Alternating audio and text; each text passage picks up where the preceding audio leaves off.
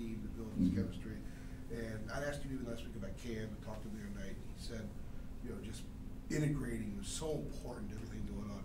When you're watching a team develop its chemistry, is there, with each team that becomes special, is there a moment where you realize that the chemistry is there with them, it's where it needs to be? And has this team reached that point? I think you get a pretty good feel.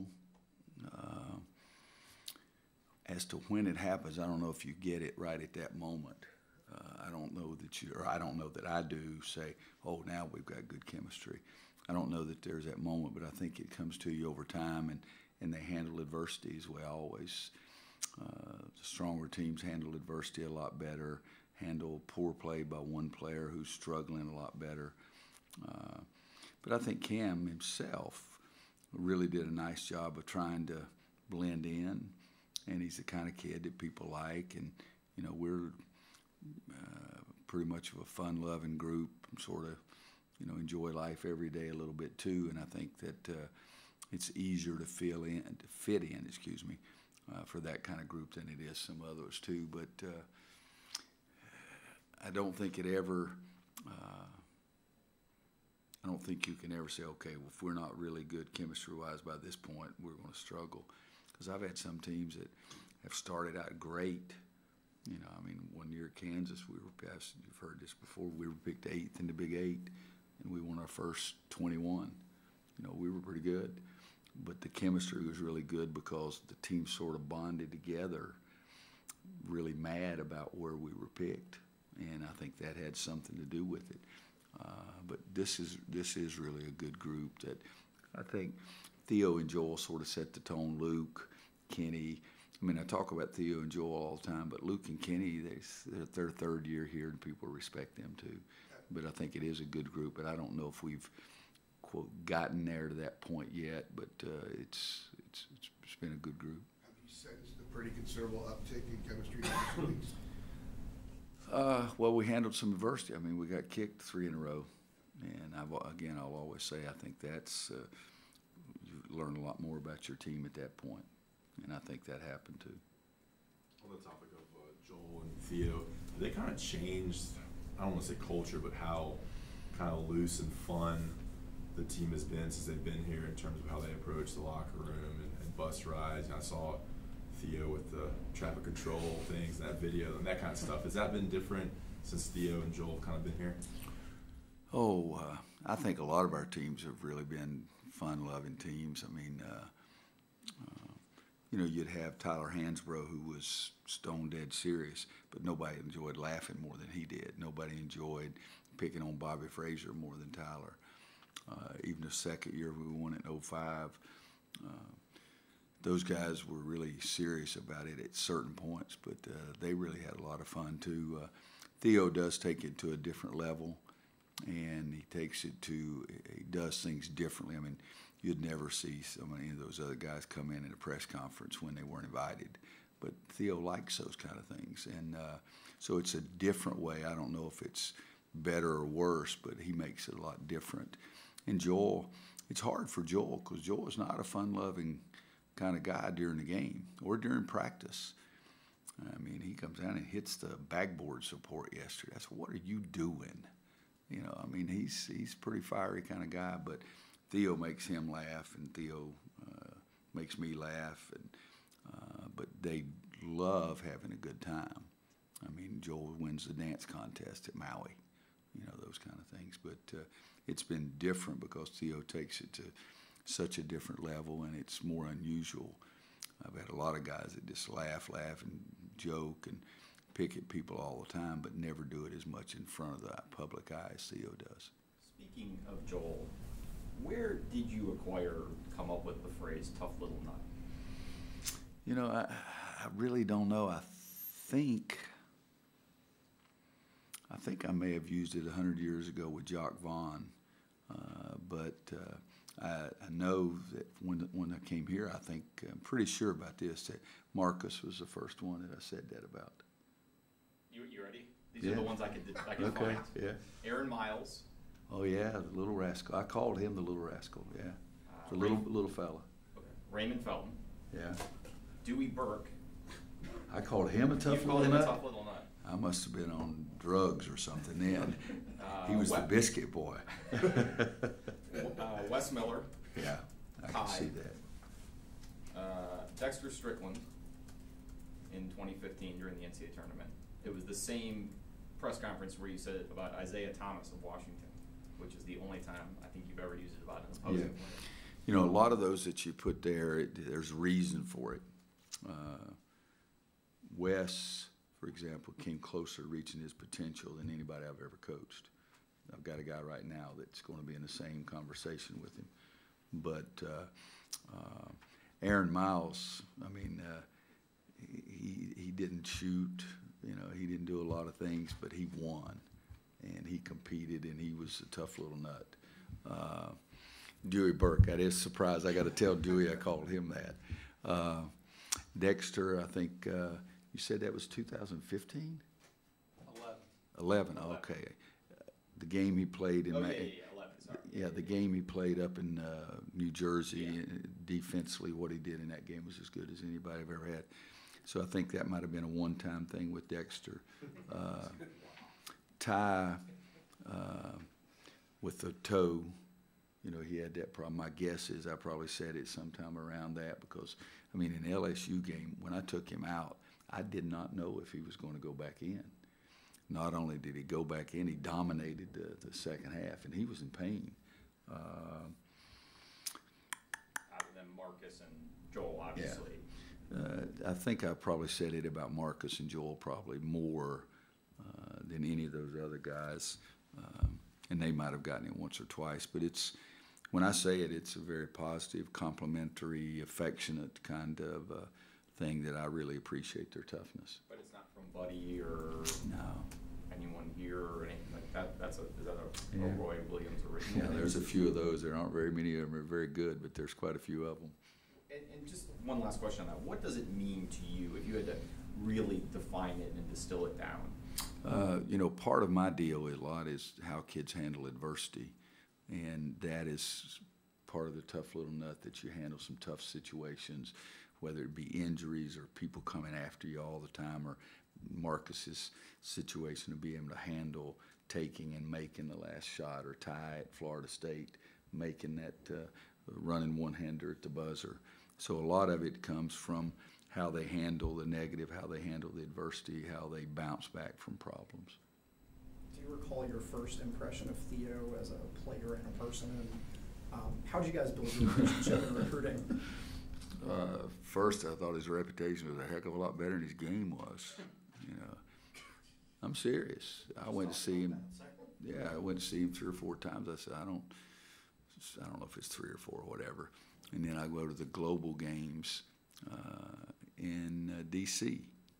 and he was playing for Nate Britt's high school coach. And so I called him. I may have even called him on the way home.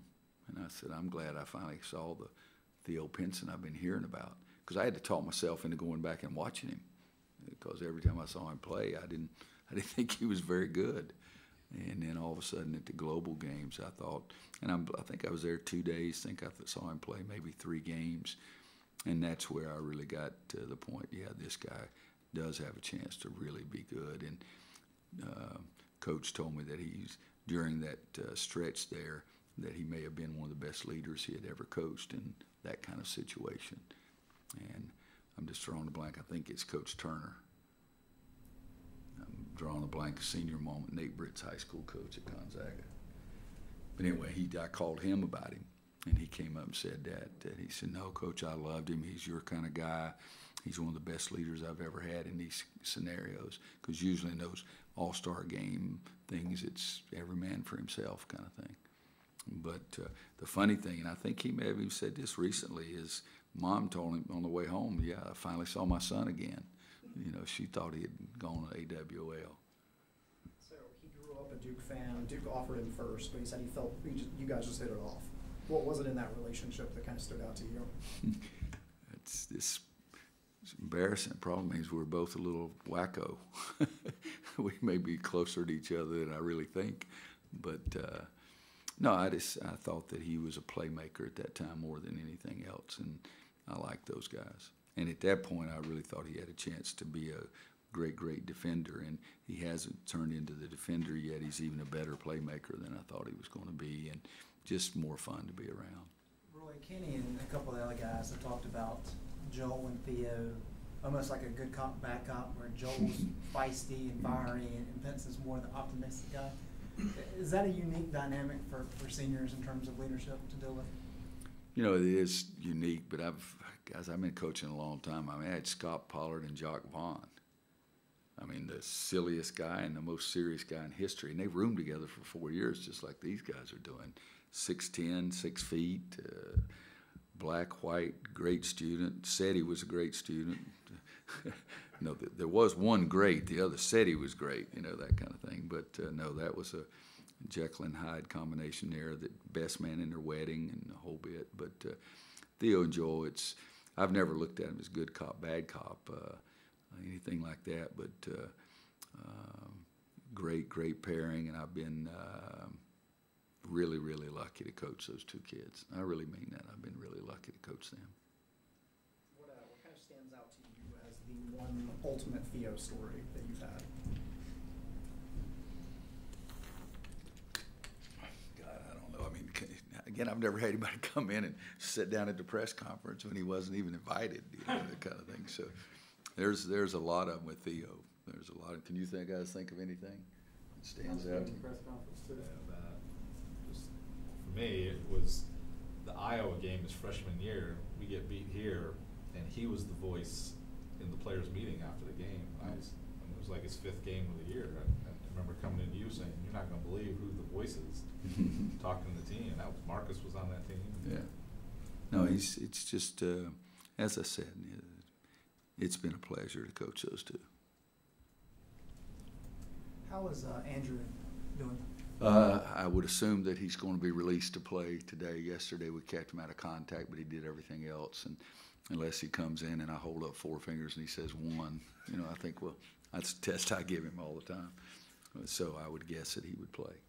How did it happen? He driving down the lane, and 7th tried to take a charge, and his face went right into 7th's chest and sort of got. Theo has a way to describe it, and Joel has a way to describe it. I can't do that, but yeah, that's what happened. Somebody else? Imagination. Well, I mean, it just says face plastered against 7th's face, chest, or whatever. It's something, but. Anybody got anything about playing Syracuse tomorrow? Yeah. This is a game, yeah. Charlie will. Coach about playing Syracuse. Coming off a win against Miami and everything, and up at the Dome, and they still have the athletes. Just talk about. No, they're really a good team. They've been a strange team for Jimmy, I would think, probably sometimes during the course of the year. But when they've been good, they've been really good. And playing up there, they generally play a little better up there. Like a lot of teams play better at home, but for us, it goes back to how are we going to play against their zone. And it's hard for us to simulate it in practice, trying to get ready for it. We're trying. People don't understand it until you get to it. It'll be a shock for Kenny. It'll be a shock for Cam. It'll be a shock for any of the big guys. So that's the biggest thing I think about is they play zone, and yet I think last year they led the league in steals playing zone. I think this year they're first, second, or third.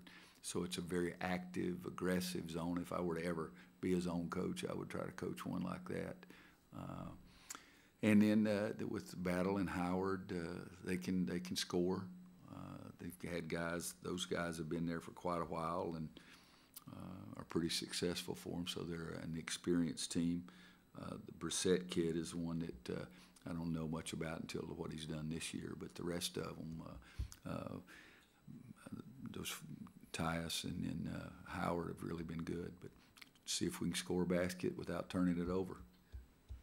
Coach, how exciting is it for you to be coaching at a time like this when your team's grooving like this, and for your players as well, for them to be playing, getting closer to March or whatever, and you guys being in the rhythm that you're in right now? How much more fun is it when you're winning like this? Well, winning's a heck of a lot more fun, and if you're really grooving, as you say, it's even more fun kind of deal. You know, we started out playing fairly well winning a bunch, but I wasn't convinced. And then we went through the losing streak, and I wasn't convinced we were that bad either. But they do have a good sense now, and they're confident. We still got to, I keep harping on it, but it's true. We got to get better defensively. But like David Paige said after the game, boy, you guys shoot the ball like that, you can beat anybody. And you guys have heard me say everything looks so much better when the ball goes in the basket. But we got to stay healthy and got to make sure the ball keeps going in. And if it does, if you can shoot and make, that's a better way to put it. If you can make them, that puts a lot of pressure on the other team, regardless of whether first game of the year, middle of the year, NCAA tournament-wise, or whatever. Coach, the news of the day, Louisville lost their appeal to the NCAA, and they have to take down their championship banner, the first ever. I know you know, Rick. Just your thoughts. It's strange because Clint told me about it. He got his phone buzzed, and is that the way to say it? Yeah. And he got it while we were walking, and then I came in and I saw the ticker going down. And to be honest with you, I've been laying in there getting my neck in traction. I've been finishing the practice plan. I've been everything. I haven't read the whole thing, but it's a shock. What's unique about the way Syracuse plays their zone as opposed to maybe the way Duke played theirs here? Syracuse plays it all the time. Ahead, behind, it makes no difference. That's what they do. Jimmy's coached it forever. Nobody does it any better than he did. When John Chaney was coaching and they played their zone, it was a little unusual like Jimmy's is. And very few people, sometimes you'll see Syracuse have 4 guys up 18, 20 feet from the basket. Because they match up a little bit with you. They put more pressure on you. They double you in the corner, still play zone. So it's an aggressive zone. It's not stand here and hold your hands up and pose. But John Chaney's zone was a little like that. It was very aggressive. They didn't have the slides that Jimmy does. But I wish I could coach it because I think it's really something I wish I could do. I'm serious. He does a great job with it. For what you've seen in film, have they been a little more effective with their zone from the film you've seen this year than maybe last year or last couple of years?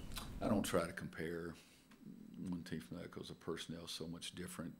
And I don't really know until we play them because I can watch tape. Some guys can figure out stuff, but I know more about somebody when I actually start playing against them than I do just from watching on tape. But you look down there, they're giving up 39% from the floor.